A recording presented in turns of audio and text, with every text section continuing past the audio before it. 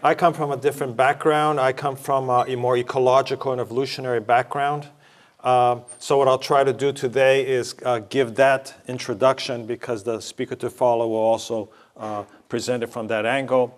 I worked on phages early in my research career for a long, long time. More recently, I switched to bacteria, looking at the phenomena what we call aging in bacteria. So when Anka asked me to speak, I thought this is great. I can tie the two together. And this title I thought was just too cute to ignore. So I'm going to try to do that.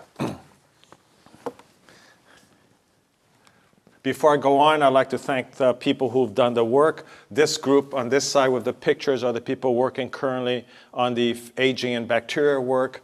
Camila, Audrey is over here in the audience. And these are the other students who participated. And on this side is all the people who have worked on phages with me. One of them, Paul Turner's here. Oops.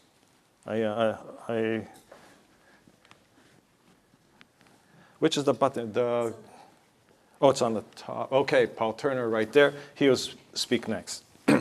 So, as I said, I actually majored in animal behavior as undergraduate, was interested in ecology and evolution, go to graduate school, and I meet Bruce Levin at the University of Massachusetts, who actually started this line of work doing experimental evolution and ecology. He was at Brown University initially, went to UMass later, but his association with Frank Stewart, who was here, Bruce, who's here, led to a lot of construction of kind of population models and then testing them in laboratory culture. This person here, some of you may know, is Masatoshi Nei, who used to be at Brown. I went in, and this is a free publication for me because I just happened to be there, did some work, and they put me on the paper. This model is for phage and bacteria. Some of you may recognize some of the monode components for a chemostat. The uptake functions, basically R is glucose, N is bacteria, M is infected bacteria, P is phage. And what was kind of neat about this model is they put in a time delay, taking care of the latency of bursting after a phage infects a bacteria. When I got there, Bruce gave me this book to read. This book really was a big event. I think it's a beautiful book. I had pictures from here showing pictures of Tort and the Herald, but others have covered it, so I took them out during lunch. I didn't want to repeat it, but if you ever have a chance and you're working with phage for the first time, this is a great introduction to the history. I destroyed my book through graduate school, so I went on eBay and bought a new one. This is a nice copy. I really prize this one for what it taught me and how to think about phages.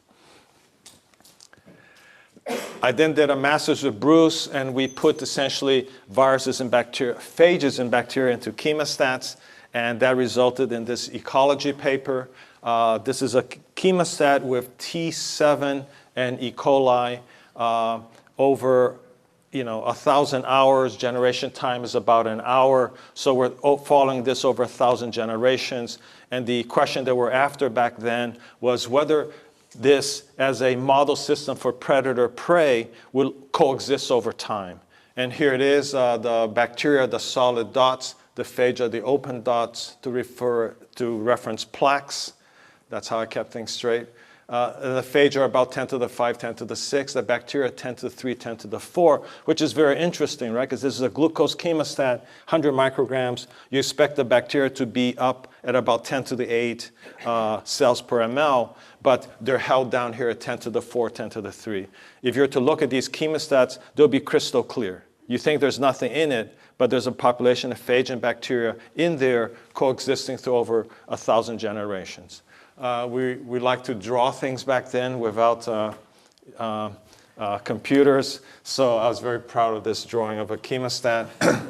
It was a homemade design by Bruce, so we felt we had to kind of give it to make it easily accessible to others. The other result that came out of here, of course, was that eventually the bacterial population evolves resistance. And when that happens, the resistant bacteria will rise to 10 to the 9, and the culture now becomes glucose limited. The question then is, will the phage disappear? They do not. And the ecological thing that we argued here was that the resistant bacteria is an inferior competitor to the sensitive bacteria for the glucose. Normally, you would expect the sensitive bacteria to outcompete the resistant one. But with the phage, you enter an ecological triangle, and the phage behaves what ecology called a keystone predator, stabilizing the community in a stable situation for many more generations. So this is our early exploration of phage as a predator in a chemostat. After this, we started getting ambitious. I started working with colocins, and colocins are really just defective phage, right? A lot of them have these structures that are associated with the plasmids that produce the colocins, suggesting that they're just a hijack or independently evolved genome that now uses the tails of the phage to kill bacteria. And we really felt that we could do anything. There was no ecological evolutionary question that we could not study with these organisms. And every time someone came to visit our lab, we would tell them, look, we can do anything. Until one guy came. If you're an ecologist, you may recognize Nelson Harstein. He published a very well-known paper in the 60s, which kind of put ecology in a kind of a question-oriented, asking, why is the world green? But his response to my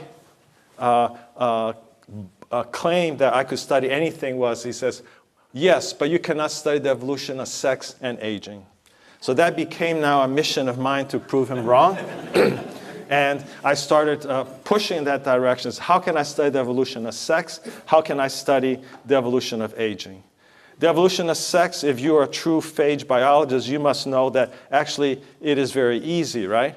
And the reason is because phages will infect the bacteria, but there's a phenomenon called the multiplicity of infection. That is, I can have two phages infect a cell, and inside the cell they'll recombine. So it's a perfect system to study the evolution of sex, because if you dilute the phage population and reduce the MOI, multiplicity of infection, to below 1, I have an asexual population. If I want to have a sexual population, I do not dilute. And therefore, we have recombination in here. And then in parallel, I got a sexual and an asexual population. My control is there. You can study the evolution of sex any way you want. This led to many, many papers. Paul Turner joined me, and he actually then worked on the interaction between the phage inside a cell, because those phage inside the cell now are at a conflict. And that conflict actually leads to a game theoretic model, basically the prisoner's dilemma. It's a conflict between the phages. Do I produce proteins, or do I try to steal proteins from another co-infecting phage who's been in a cell with me? So all this led to a variety of studies. We also worked with RNA phages. And RNA phages are different because they lack recombination. As a result, to achieve the equivalent of recombination, they segment the genome into smaller chromosomes, if you allow us to call them that. And the reassortment of the chromosome gives you the new genetic diversity.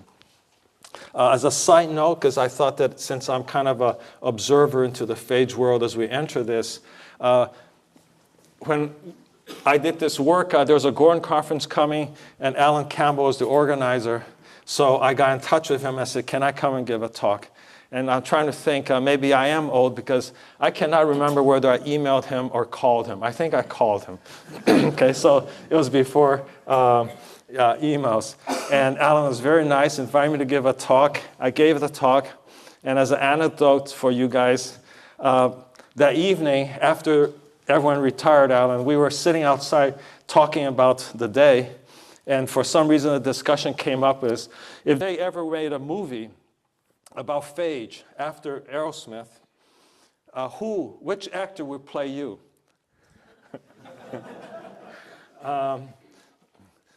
We decided it was Jimmy Stewart, okay? Which also probably shows my age. So after doing this, I went to decide, okay, I now got to do aging. And that came out of really this work, okay? So with the phage, especially RNA phages, they have a very high mutation rate. So you generate a lot of deleterious mutations. And the question then is, with deleterious mutations, if you have it, how do you get rid of it? And one way to get rid of deleterious mutations is through recombination. So this kind of illustrates that. Here's a red deleterious mutation. The phage has it. It's now stuck with it forever unless it could repair. But if it cannot repair, it's there. Well, if another phage has a deleterious mutation, but somewhere else on the RNA molecule, recombination can rescue and give you a RNA molecule without any mutations. So we use these phage systems to study that. One big question that we like to focus on is, what is the spectrum of mutations, the frequency of deleterious versus beneficial mutations? This went on, and then, as I said, I wanted to go back to aging to get back at Nelson Harstein's challenge. And this came really at an unexpected way one day as my postdoc, who I showed you the picture earlier, Martin Ackerman, and we were discussing this model. And what occurred to us was the following. Here's a deleterious mutation, and we can study it because we know the rules of transmission. What happens to this deleterious mutation? It is replicated. If there's recombination, it is reassorted. So all that we know about genetics, RNA, DNA replication, so forth, give us the rules of transmission. But there's something that we don't know, and that would be the rules of transmission for what we call non-heritable damage. For example, a protein gets oxidized. What will happen to that protein as it's transferred from a parent to the offspring? Now, this is in bacteria, and I'll try to go back to phages in a second. Are these rules flexible? And if they are, does evolution care what are the rules that govern this process of transferring non-genetic material? And what I mean by this is the following. Imagine a bacterium with 4 oxidative damage proteins or macromolecules or clusters of macromolecules. It doesn't matter. When this bacteria divides, doesn't matter whether this daughter gets 2 and 2, 3 and 1, or 4 and 0. You can easily crank that through a computer model and see whether there's an advantage and try to figure out whether there is a transmission rule that benefits the lineage. We did that, and we followed with experiments, and I'll summarize in the next slide what we got, and since it's not phages, I'll be very quick. So what we find is this: evolutionary advantage of asymmetry supported by theory and empirical data.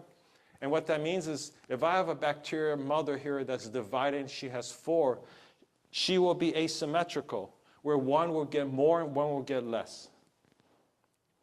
Because damage is occurring all the time, as this bacterial cell grows into an adult and divides, there'll be an accumulation of novel damage. So you have to add this 1 and these 2, you end up with 3. These are numbers I make up for illustration. This one got 3, got 2 more, has 5. So the transmission of damage is asymmetrical, and the end result is such that 1 will end up with more than the mother, and 1 will end up with less. So bacterial division is asymmetrical. One daughter will age, and the other one will rejuvenate. This aging process, if you think about it, is analogous to aging in all organisms. So bacteria age. One daughter is rejuvenated. If you want an analogy, this asymmetry is equivalent to investing money. If you have $1,000 at 8%, it is not as good as having 500 at 6 and 500 at 10%. So the bacteria are investing into the fitness of the lineages by being asymmetrical. The asymmetry that we measure is not 100%. It's like 45 and 55% when we do experiments. Aging daughter then, this one here who got more damage, is really the continuation of the mother. So this is the daughter that's rejuvenated. This is the mother just carrying herself down. But she's now accumulating non-genetic damage, and she'll eventually die. Bacteria age, do phage age. Learning from what we've done with bacteria, our feeling are the following. There are 2 types of aging. Both of them involve trade-offs. One case is trade-offs within a generation. The other case is trade-offs between generations. So I'll talk about one and then the other. Trade-offs within a generation. I think for this group, the best way I can illustrate you is to ask you guys a question about T1. When I joined Bruce Levin's lab, and I said, wow, this is great. I got all these T phages to work with. I can do all sorts of evolutionary ecology studies. He says, do not work with T1. Now, I do not know whether what he told me is true or not, but maybe someone here can verify me. He says, you do not work with T1 because it will infect every culture that you have. And the reason that I'm hearing that's true, right? And the reason I was told was because T1 will survive on the benchtop. And therefore, as you pipette and everything, it'll get into all your cultures, and you can't do experiments because it's cross-contaminating everything. But T1 is a good example then, is because T1 doesn't age, right? It sits on a benchtop, survives desiccation, therefore it doesn't age. That means the other phages must die on the benchtop, therefore they must age. Therefore, there must be an evolutionary reason, and we would suspect there's a trade-off. There's a trade-off that phages that survive well and do not die must pay a price somehow. Maybe their burst size is smaller, maybe their infectivity is smaller, et cetera, et cetera. This would be an example of a trade-off for phages in their life history within a generation. What's good for you early is not good for you late, and vice versa. Paul Turner, I believe, will talk about a lot. So I just threw this out as one form of aging. It's an experiment we had thought of do. Paul's been doing it. Hopefully, we'll be able to hear more about it. But T1 then, as a historical anecdote, serves to illustrate this. How about phage? Could they have some form of asymmetry that leads to aging? My feeling is that that's more difficult. And the reason is because phage do not pass on non-genetic damage. And what I mean by this is the following. A bacterium passes more damage to one of the daughters, and this bacterium, I said, is really the mother. Furthermore, this one here will accumulate over time and eventually die. Is there the equivalent of a mother phage? Well, there's a parental phage, and this phage, for example, will go infect. That black spot is a damaged macromolecule. But what phage do is they shed their entire phenotype upon infection. So the entire protein body is left out and the DNA goes in, and as new phage are made, all the damage that was with the original phage is been washed, it's eliminated. As a result, there's no transmission of non-genetic material. If you wish, the asymmetry is there, but it's 100%. All this is left behind, and every phage is given a fresh start.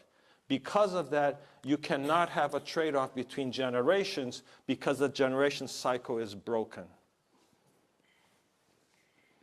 Because of that, we cannot study it from an evolutionary perspective because in evolution, we want many examples for a comparative approach.